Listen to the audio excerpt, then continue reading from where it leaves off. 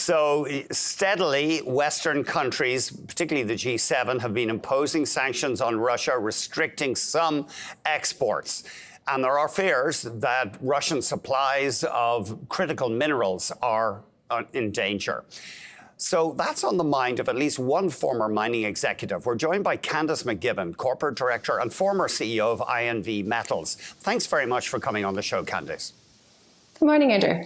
So you wrote an op-ed for the Globe and Mail, and you say that Canada needs to step up to supply these minerals to our allies, minerals and resources, but you feel we're not delivering right now. That's right. The energy crisis in Europe and the looming winter in Germany really hit the spotlight on what we need to do and the lead times we need for the supply of these metals just globally and to get things to export. So with critical minerals, Russia, I don't believe that people generally know how much they supply.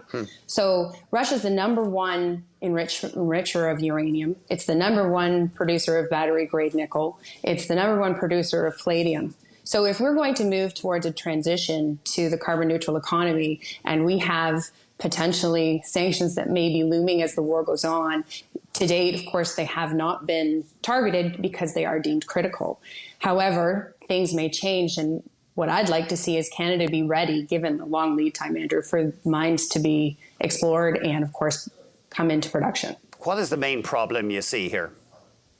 I think it's threefold. So firstly, we need to have supportive government policy, and I'm very encouraged to see the Canadian government and the provincial government here in Ontario have budget dollars and significant ones for critical minerals, and also call to action on critical mineral strategies and discussions with our allies, both in the US and in Europe. So that's all encouraging. What we need, though, is for the tone to continue, for it to be a long-term strategy, and for investors and companies to know that their investment and the legal security of all of that as we move forward will continue to be in the forefront.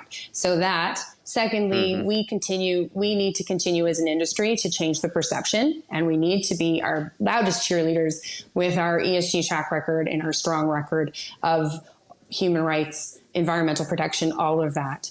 And we really need to, I would say, relay how important resources and minerals are to our daily lives, Andrew. Although I've seen we use them all. Sorry, go ahead. Sorry. No, please go ahead. I've seen a lot of material from the mining industry talking about the progress it's making in ESG, the energy sector too. They don't seem to be shy about that.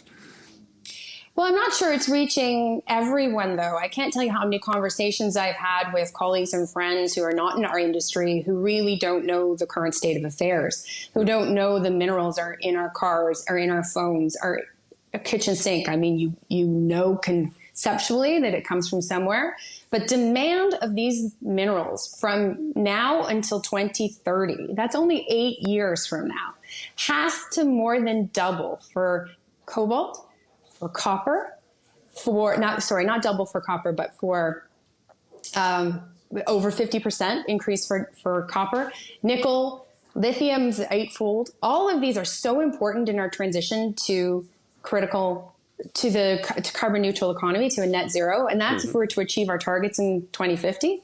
And that's not displacing any critical minerals that are produced in Russia now.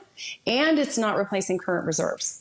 So we're in a situation where we need an absolute renaissance, an absolute boom in mining. And I'm not sure that the general public really understands that. So agreed, we've got lots of people in this industry who have the information, and we just need to do a better job of getting it out there and getting it out to the world, not just our friends and allies.